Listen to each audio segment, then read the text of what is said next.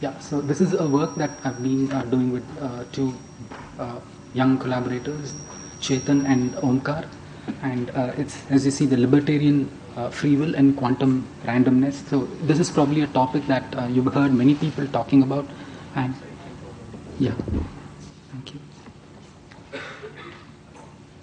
So the outline of my talk is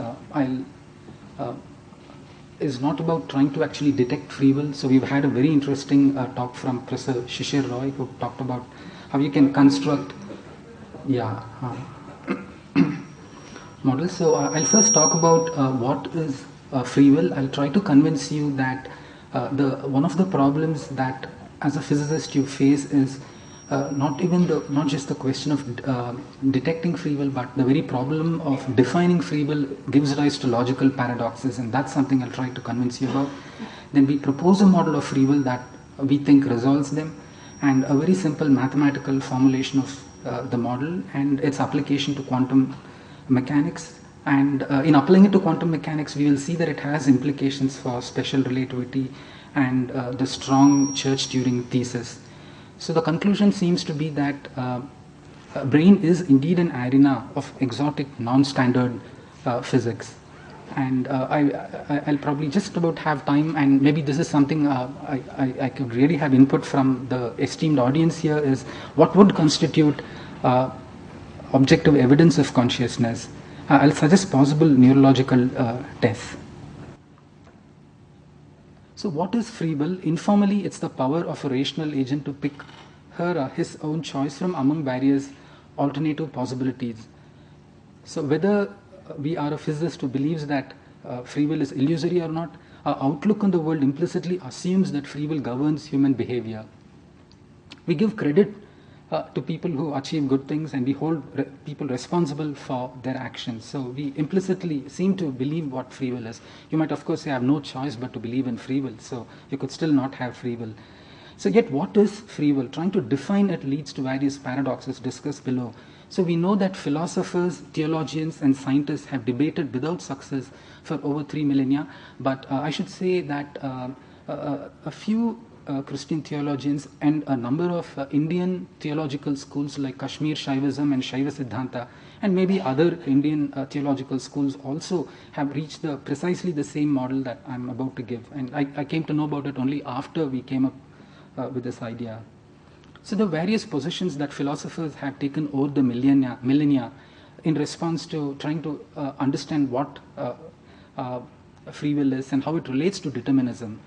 So in its connection with determinism, one can say that broadly there are two responses, or two positions that have been taken. One is compatibilism, which says that determinism and free will are not are indeed compatible with each other. Whereas incompatibilism is the position that claims that determinism and free will are incompatible. So there are many shades in between.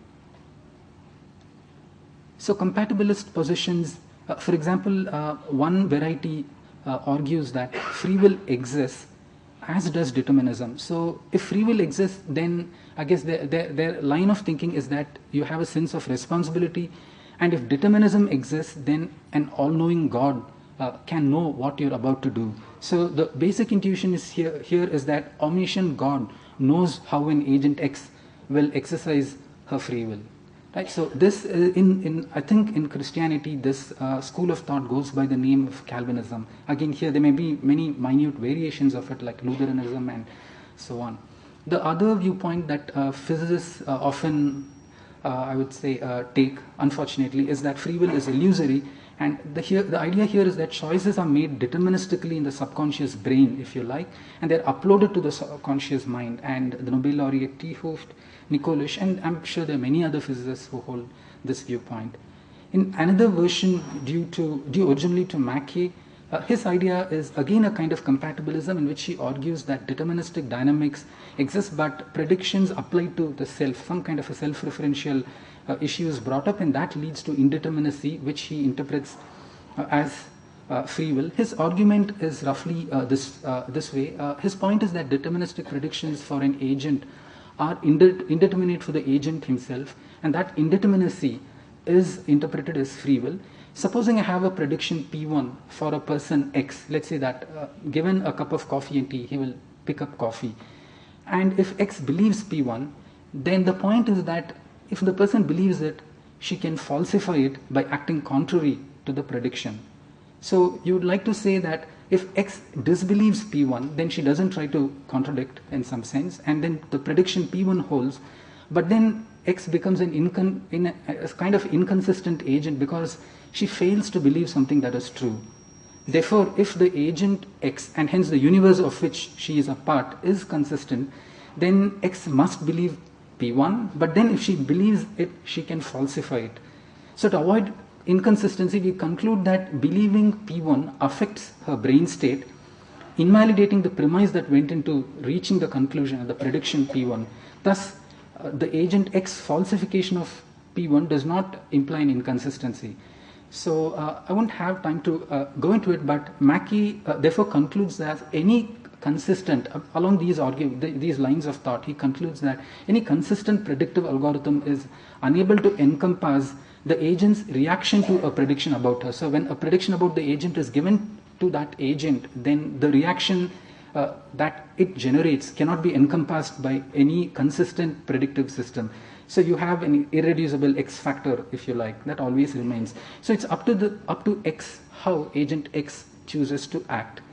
She can make prediction P1 true or its converse or its negation true, and this he interprets as free will. What I would like to say, and I really don't have time to go through it in detail, is that the argument employed by Mackey, though he himself denied it, is analogous to Gödel's incompleteness theorem. And you could say that what Mackey is telling is that in a consistent world there will be unpredictable situations which should be like incompleteness. But does incompleteness constitute a kind of free will? That's the question. Intriguing is the idea of Mackey, but I think philosophically it's unsatisfactory because it identifies free will with unpredictability rather than genuine inner freedom.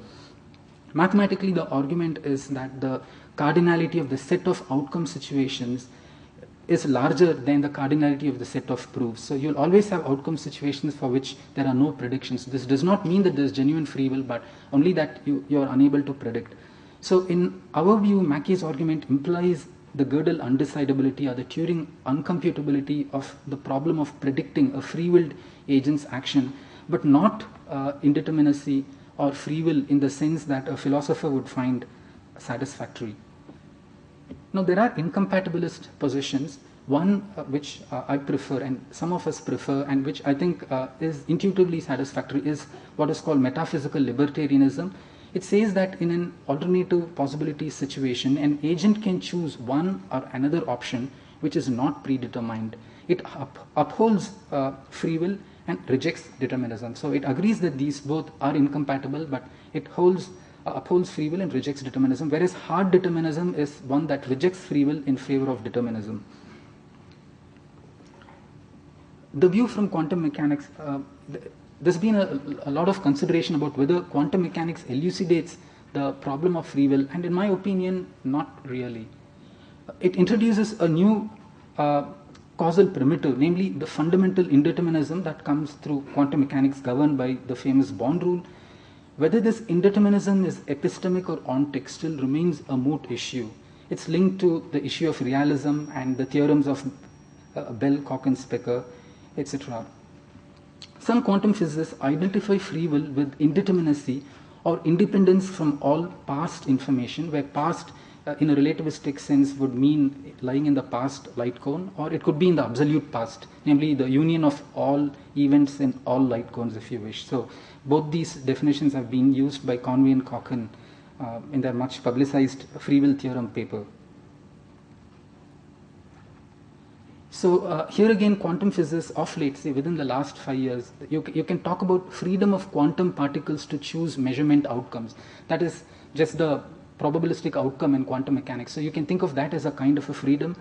And a slightly different species of freedom is the freedom of an experimenter to choose what experimental setting he wants to make. So an experimenter might choose to measure Pauli X operator or Pauli Y operator and so on. So So this position that quantum mechanics have been, quantum physicists have been taking, we would call soft incompatibilism, in the sense that free will is considered to be incompatible with determinism but compatible with indeterminism. Again, I think that this position is philosophically unsatisfactory because all that it gives you is unpredictability, but the sense of control is not explained. So normally when we talk about if I choose to take coffee, given a choice of coffee and tea, I have in mind that the past doesn't determine what I'm going to do, but I can control what I want to take. So that sense of control seems to be lacking. So in our opinion, libertarianism is the most intuitive position, but it's quite another problem to define what free will is, let alone quantify it and test it.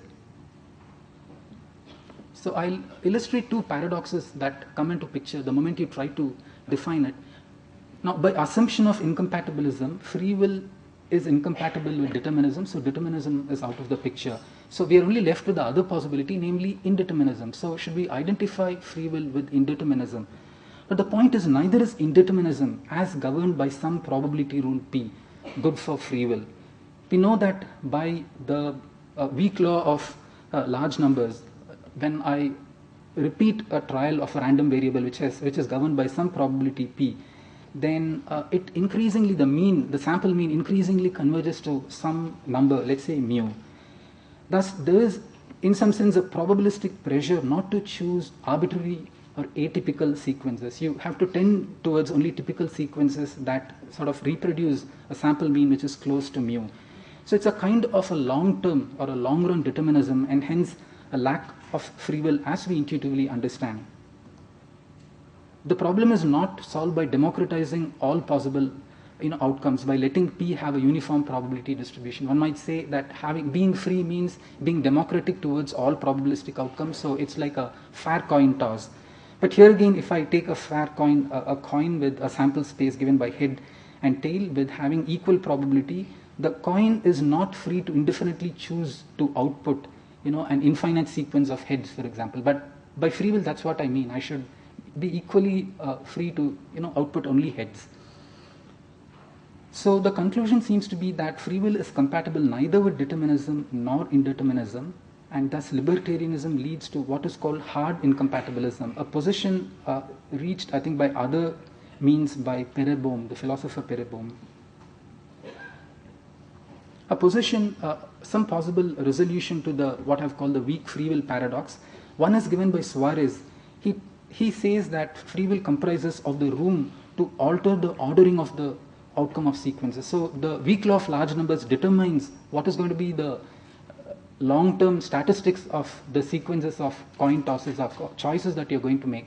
But maybe you have freedom to play around with the ordering, and he identifies that as one possibility. Another possibility, he says, is that one might during the waking phase make arbitrary choices, but then when we go to sleep, one would in the dream produce random choices that sort of compensate for the choices that we made during the waking cycle, so that taking the waking and the sleep cycle together, whatever is the governing probability rule for the brain would be satisfied. But I think even this is not very satisfactory, and our claim is that maybe free will is a new causal primitive in addition to determinism and indeterminism. Its definition must not refer to probabilities. So the point is that given a free-willed agent X comprising of a physical component, let's say a body or a body and mind, and a will component W, then the body's dynamics being governed by some dynamics D, a point is that the action of free will cause a deviation from whatever is the dynamics D. If it is a deterministic dynamics that is in the underlying system, then there is an overriding of causality. On the other hand, if it is an indeterministic system such as a quantum system, then our claim is that it overrides or it causes a deviation from the relevant probability rule. So it's immaterial whether the underlying physics is classical or quantum. The argument sometimes made that quantum indeterminism gives room for free will action is, in our opinion, really not valid. So if libertarian free will exists, then it must itself be extra-physical. In some sense, that I am unable to specify at this stage, it must be non-physical, because if it is, then it would be part of the dynamics D that we are talking about, and we can apply this paradox again. And there is, what we've really considered now is what I've called the weak free will paradox, which considers the issue of how, assuming free will exists, does it interface with the dynamics of a physical system. What I mean by the strong free will paradox asks the question of what is free will. So rather than where is free will, which if you like was the issue that was considered by the first paradox, the question is what is free will. Now supposing, I'll try to present it, there are probably more elaborate ways of presenting it, but here's a very simple way of explaining what I mean, is supposing that from a set of arguably alternate possibilities, a choice is eventually made by an agent. Now from the axiom of the excluded middle, the choice is made according to a rule or it was not made according to a rule. So if there is a rule according to which the choice is made, then one can say that there was really no alternative possibility, there was really no choice, and we have determinism and hence apparently no free will. On the other hand, if one argues that there really was no choice, in that case we have pure randomness, and again there is no free will in the sense of voluntary choice. So the agent's choice is random in the sense of being free, or it's deterministic in reproducing the sense of will, so that the word free will itself seems to be an oxymoron with no apparent room for libertarian free will. So you either have randomness or you have determinism. It's not clear what free will is.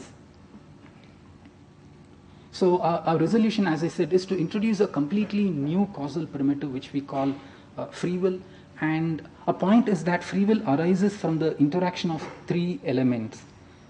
One that we call is the three elements are nature, understanding, and freedom. So the constraints of nature could be physiological, arising from desire, instinctive drives, emotional tendencies, convictions, genetics, and it is the expression of the physical dynamics D at a neuronal level.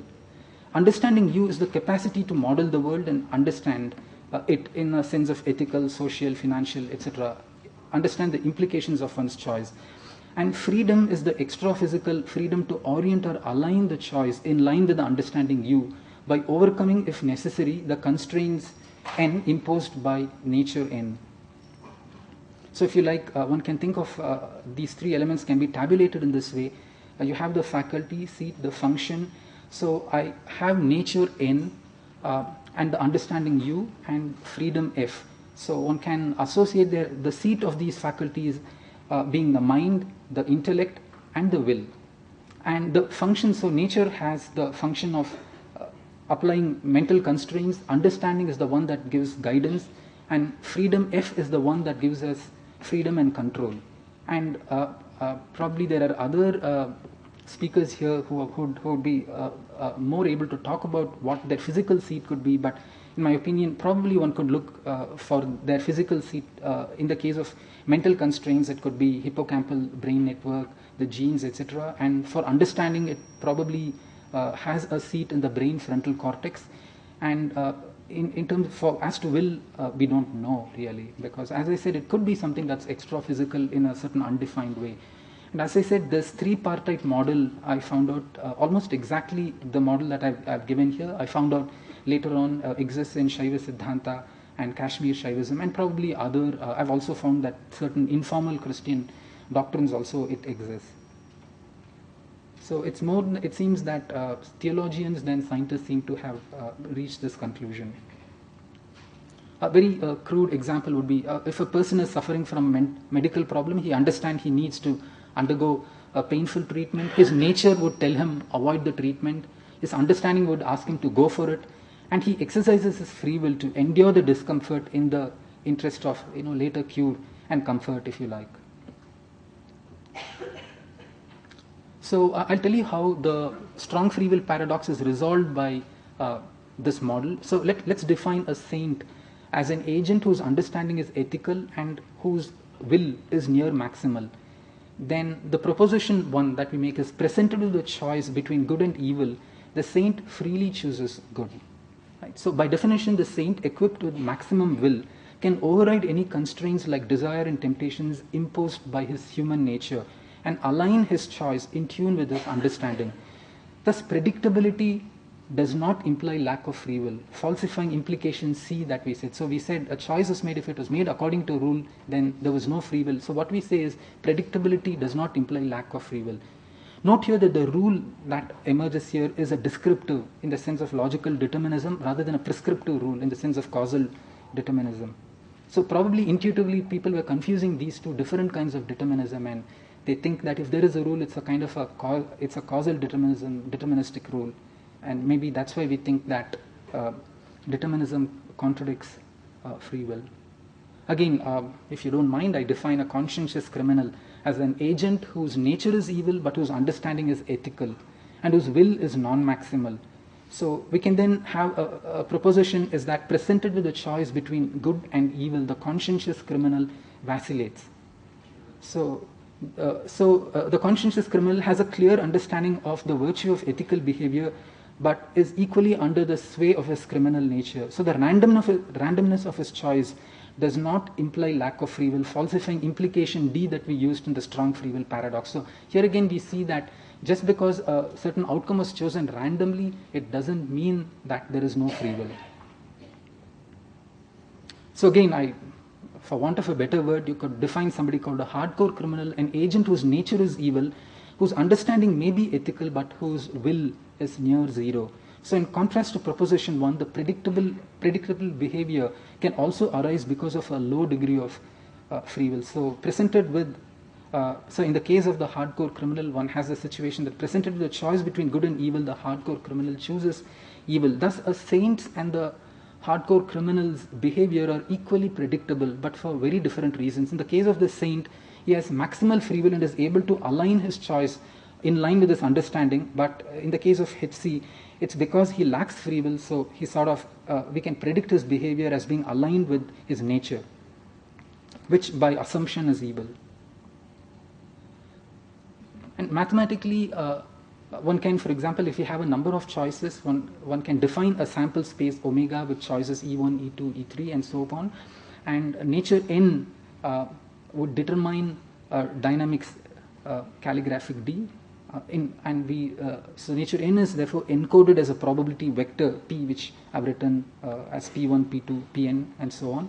And understanding U is encoded as another probability vector, which is this. So, and freedom F in our model is a real number which has a value between 0 and 1, and a random variable that represents a person's eventual choice is determined by a convex combination of Pu and P.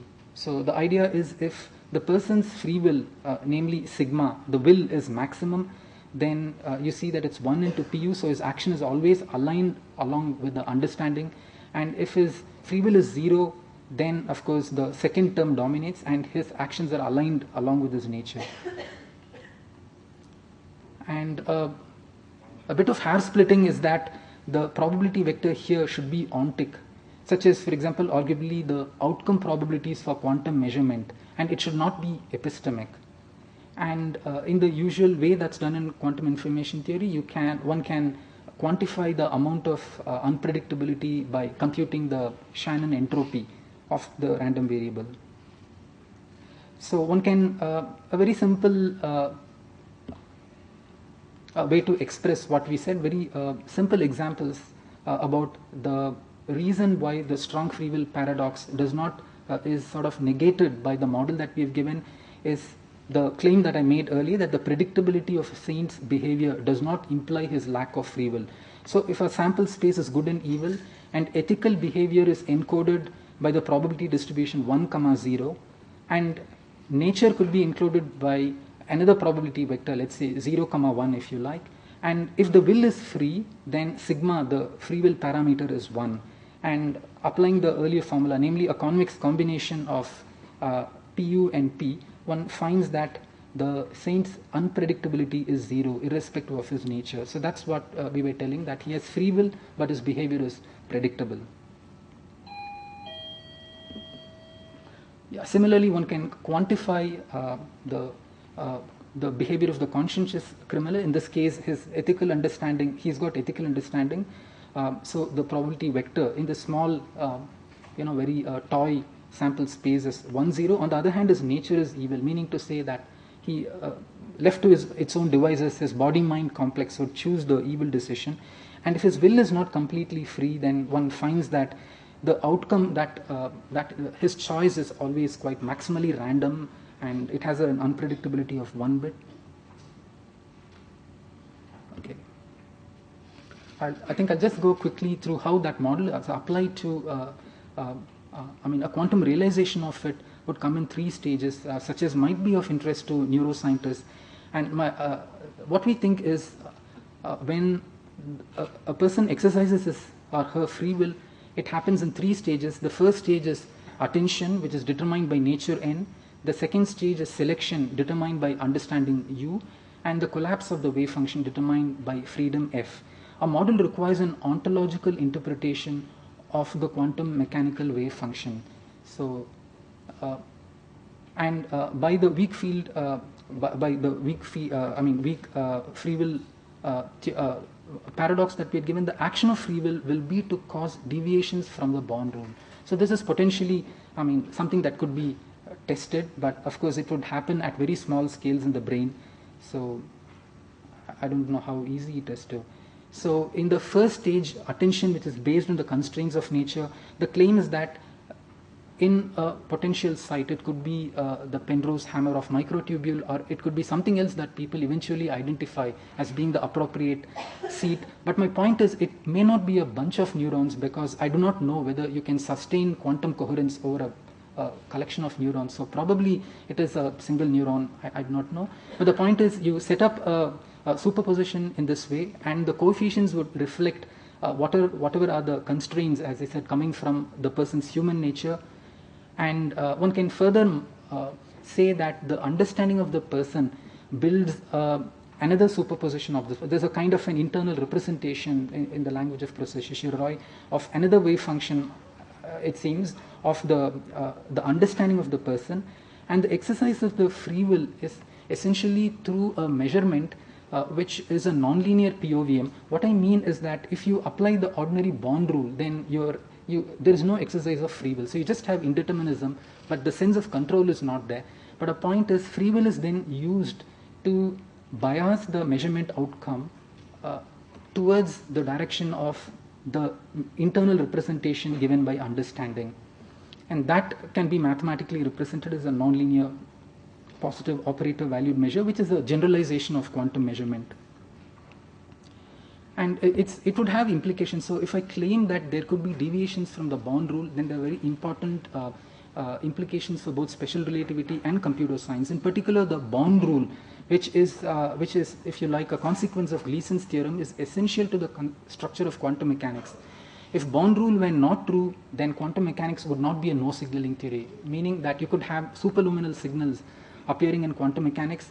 Also, if Born rule were not true, I could construct quantum computers that would have a computing power greater than the class which is BQP, by which I mean power of an ordinary quantum computer. So the predicted deviation from Born rule could lead to superluminal signaling in violation of special relativity, or efficient physical computing of hard problems, issues that I discussed earlier in a publication last year.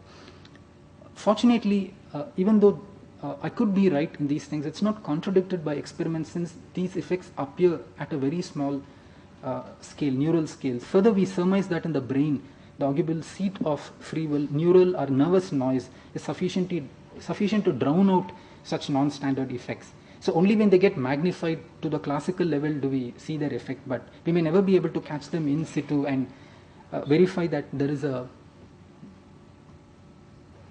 Yeah, I think... Yeah, okay, I think I'm more or less done. So what would constitute, I think it's an interesting question to ask, what would constitute a falsifiable test of free will? For the moment, we have to rely on plausible indications and circumstantial evidence. That's what I think. Clearly, free will directed collapse will at best be as difficult to observe directly as wave function collapse itself, which remains a very debated issue in the foundations of quantum mechanics. So the main challenges seem to be to tease out free will signal from noise, statistical fluctuations, and variable external stimuli expected in complex organisms. And Without going into that detail, I just want to mention 3 experiments which could be of relevance to the kind of study that I've been presenting. One is the remarkable study in which the twitching of a mouse whisker was traced back to a single pyramidal neuron. But again, in the light of comment to Professor Shishir Roy's talk, I do not know whether one could trace it back to a single neuron, but it has been reported, and according to the model that I presented, maybe such a neuron would be the seat of the non-standard physics that I'm claiming. And there were these interesting studies by Miller and Trevena who detected there were changes in the brain just before free will action was done. But later on, Libet had claimed that. Later on, Miller and Trevena recently have pointed out that maybe it does not indicate the lack of free will, but it could only indicate that the subject was paying attention. And if you remember, there is the stage that I call as attention in the model, and maybe therefore it is consistent with what Miller and Trevena have told. I would say it's consistent, but I wouldn't say that their experiment conclusively proves the model that I'm suggesting. Also, there was a recent experiment where Drosophila flies were tethered in a sensorially impoverished environment, namely a white sheet of completely uniform white surroundings with no visual cues, and their turning behavior was recorded. According to a standard model, they expected Gaussian noise, but they found that the noise patterns had a distribution which is like a Levy-like probability distribution, one of those fat-tailed distributions, and they tried to argue that it could be free will, but the kind of free will that they're talking about is again not what philosophers would be thrilled about, but it is more a compatibilistic free will, because they try to explain it in terms of a detailed nonlinear model with noise, etc. So, yeah, thank you for your attention. Time for a couple of questions. As is known to both the philosophers as well as the scientists, the instrumentality of will is buddhi, mind. And it is said that it has constraints when the mind works through the brain and also the indriyas, the sense organs. It has so many constraints. And Uche Rice explains how the reactions and all those things inhibitory and action, reactive, and all these things. And it is said that when the buddhi listens to the spirit, then only it has free will. Freedom of whom? Freedom of the mind. It is not the freedom of the mind. It is the freedom of the spirit which works through the mind, that is desired by all, even we understandingly or non-understanding, without understanding. And for the qualities of spirit, that is Satchit Anand, all these things to manifest through the mind and through the things, these qualities to manifest, it requires that it should listen to, it should act according to the free will of the spirit. And mind has itself is a luxury for having a free will for itself, even for the senses. So much so, what I would like to suggest is you have tried to put both the things together. I think it should be more clear about these things. What is the instrument of pleasure and action? And what is the actual actor? Who is the actor? So these two things are not... Okay, yeah. So I think we have many people. Yeah, okay, those are great questions, and I think we'll make our questions really quick and answers also very quick. Just a quick point here is I think that what you said does not, in a way it's in line with what I was saying. So the three keywords that you used, namely the mind, the buddhi and the spirit. So my point is, it's the mind that constrains. I mean, the constraints of the mind can arise due to the transaction of the being through the indriyas, which is fine. So, but the constraints reside in the mind. The buddhi gives guidance, but the control and freedom comes from the spirit. That's it. I have a comment. When you summarize your thing, that maybe noise in the brain, noise in the physical systems and noise in living organisms, they have a completely different role. Okay. Noise in physical system is unwanted. Right. But noise in brain, it helps. Like, there is a phenomenon called stochastic resonance. Right. So even with the help of noise, you can produce synchronicity. phase synchronization. So you need to look carefully the role of noise when you summarized all your things. Yeah, sure. Thank you. Yeah, sure. My point actually, thanks to Professor Shishiroy for this observation. So my point was basically to remark that we don't need to feel alarmed by the claim that I was making that certain non-standard physics can come up. So my point is the non-standard physics would happen in the brain, they get amplified into the classical behavior that we see. But if we try to directly look for a window of observation in the brain, that attempt might be defeated because of the noise. But there is another dimension to noise. I thank Professor Shishiroy for pointing it out. We'll have last short question. A comment, if you don't mind. It's just an insight from cognitive neuroscience on free will per se. There are these automatic processes which, due to high levels of practice, come outside the boundary of choice. So they are then hence called automatic. So free will pertain to only those processes which are effortful, attention demanding, and susceptible to change. And that's a small domain where novel information comes in and we process it. It is not as if we have control over all our actions. And from a Vedantic perspective, vasanas are these automatized processes. Yeah, exactly. Actually, you're quite right. So, yeah, thank you for the observation. So, as I was saying, so vasanas is what would constitute our nature. And yeah, you're quite right. Yeah, thank you. Say nature, what we make of ourselves, and it is our free will to get rid of those vasanas. Right. It's an effortful process. It's an effortful process. Yeah, exactly. Let's thank the speakers of this session.